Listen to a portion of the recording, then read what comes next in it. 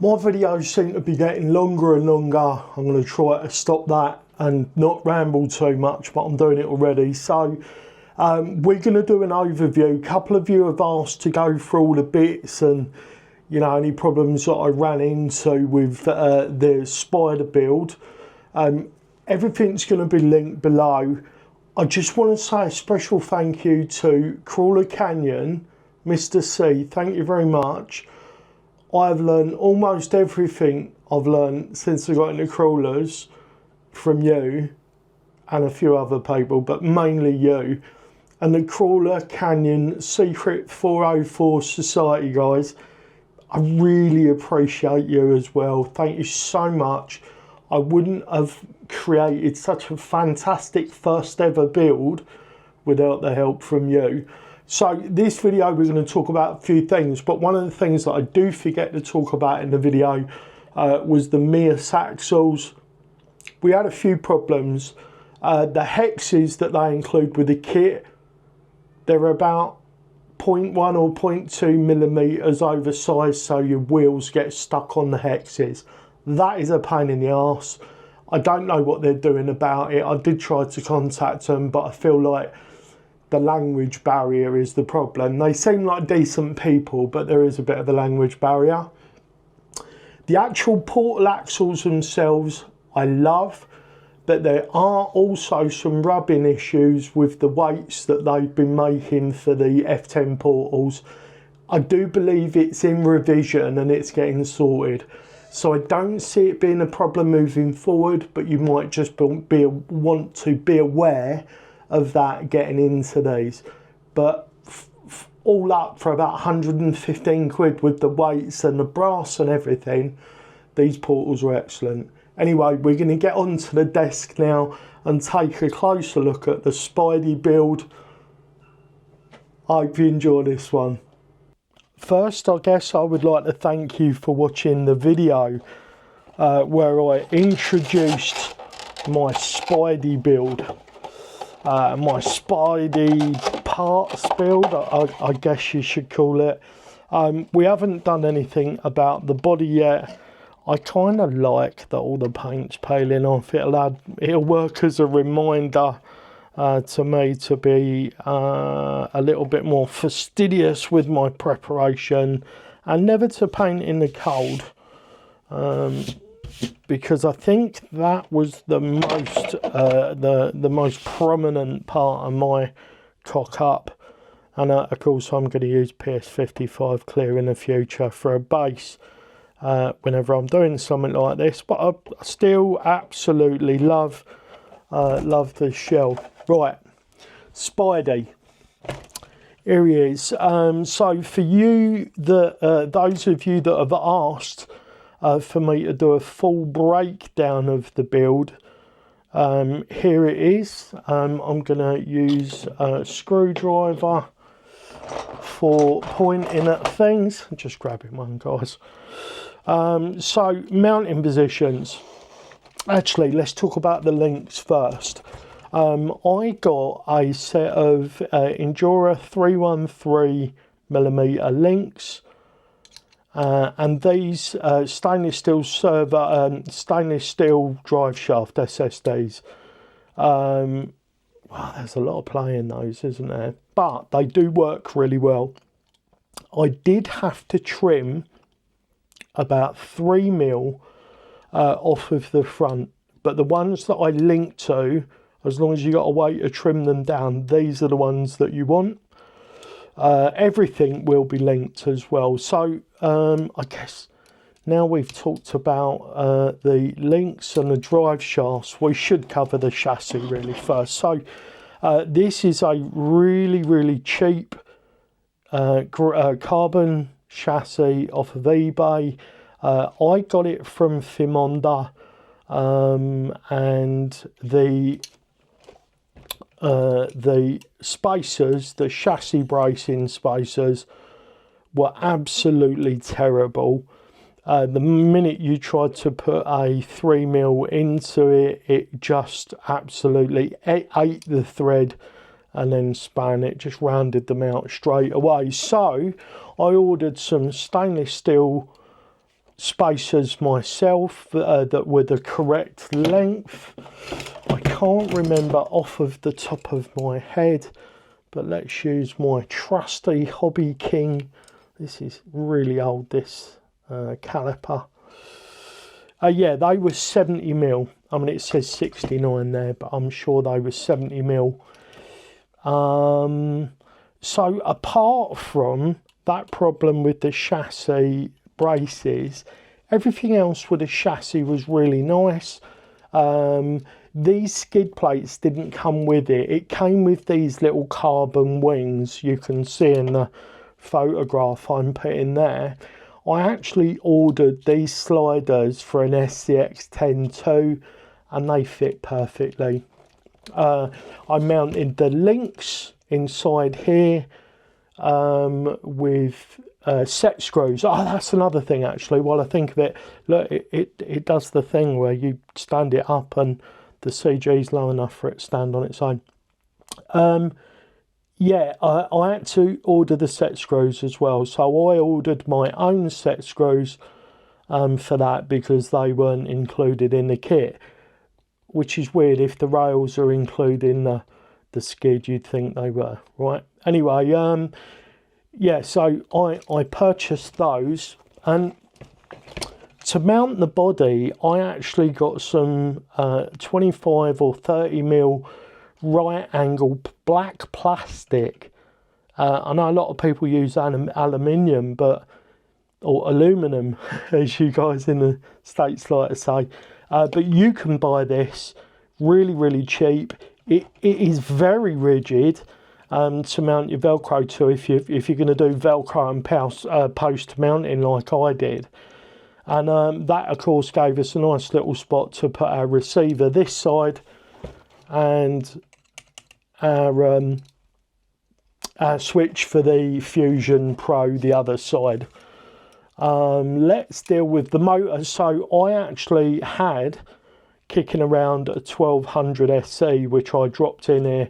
But what I should have done was put the 1200 SE in my Element, because that is straight axles. This would be enough for that. And the 2300 that's in my Element, I should have put in here, because this portal axles, and with all that gear reduction, you really do need at least an 1800 and a 2300. Well, it's just nice to have. Very clean wiring. I chose to leave the gearbox casing off so that I had access to adjust the slipper clutch if I wanted it, and I would have needed to nibble a little bit off the casing with the Dremel because of where I've chosen to mount my upper links for the rear, which you can see there. So I hope you can see all this okay, guys. I've mounted my fake Dravtex with a 5mm spacer. So you will need 4 5mm spacers to get the correct angle for the shocks. As you can see there, they're nice and straight and up and down. And let's cycle these a few times. As you can see, they work really nicely. Axles. So I decided to go with the MEUS nylon portals from MEUS Racing. I did get the aluminium front portal cover, sorry, the brass front portal covers and diff covers front and rear for these axles. That added some weight where I wanted it, so I wanted a little bit of extra weight in the back and a lot more in the front. And these are exactly the same as the Vanquish F10 portal brass weights, but they're a lot less money. So that brings us to the front of the vehicle. Body mounting posts, I had 2 stock single post body mounting posts, and just in the right position on the chassis there are 2 holes for you to put 2-3mm through, which I just backed with some nuts and then tapped a little bit of Loctite on those so they become locking nuts. and that sorted out our body mounting for the front. I decided to brace at the position of the shocks because that allowed us to do battery on servo on axle. So we got the standard servo position that is built in on the MEUS axles, in which we've dropped in an AK-70. So this is supposed to be a 70 kilo servo, and it did come with a really nice aluminium horn, but it was the wrong colour, so I purchased this one. Again, everything will be linked. There'll be some affiliate links down there, guys, so you can get your own. So I did purchase this one just so that it sort of matched in with the red and black aesthetic that I was going for. This servo is performing really well. We're not running at its maximum voltage, but we're using the maximum voltage that is afforded to us by the Quick Run Fusion SE, and I have to say it is only really faded out a couple of times. Most of the time it's right there with you, pushing through, and sometimes it's actually surprised me and had a little bit more power than I was expecting. The front of this rig has some really good weight. I don't have scales, so I can't do a CG test for you, but the front to rear bias is nice. I would imagine it's somewhere around the 45-55 with a 55 bias to the front, but that's without a battery. I reckon we're close to 60 with a battery on the servo and the axle. I chose to go with the standard gearing that came in the gearbox. So this gearbox, let's just get the gearbox in the show. This gearbox is from Endura. It is their cheap Axial SCX10, SCX10 2. Really simple 3-gear gearbox. This is $13. Absolutely cheap as chips, and it just does the job. Is this concentric? No. Does it work? Yes. If you do a really good job of setting this up, you won't notice quite how bad it is. Could you spend a few more? Yeah, I mean, you could get the dig gearbox and it would be better. So I am that guy that's still using Deans. I used Deans for a long time. I don't mind soldering them, and they work, and you know, most of my setup is on that. So radio gear, we have the Dumbo RC. This is the X6F. So it's a very simple 6-channel radio that does everything you need. And when it comes to radio gear, if you don't want a load of radios, it does make sense to invest in a system like an RC 6GS or something like that, one of the Radio Link radios or something. If you're going to be you know, having a few models, then all you have to do when you buy something else is get a receiver and drop it in. I wanted this to be a standalone because I'm not sure yet. I may actually put this up for auction on eBay, or I might put it in a raffle for you guys to win this, and then you can have your own Spidey. But of course there are links. You could just build your own Spidey, but obviously that wouldn't be as cheap as winning it in a raffle. Right, what else? I chose to go with some very cheap 6-hole, and by 6-hole I mean there's 6 holes in the back holding the beadlock on, Amazon beadlocks. These are very nice, very simple. They don't weigh a lot, but they are 24mm rings, so if I want to put a 24 brass ring set up in here very cheaply, I can do that. And that is something that we will be adding at some point. They are wrapped in Duratrax Deepwoods or Fast Tracks Roccos or Louise Champs, whichever manufacturer you choose to buy them from. Of course, the Deepwoods are rather hard to get hold of right now as they don't sell them anymore, but you can find them, or you can get yourself Louise Champs, or like I did, you can get yourself a set of Fast Tracks Roccos, which are all the same compound, all the same tyre. In here, we do have the Brawl RC 3D printed inserts. We have soft in the front, which give us a very soft air down.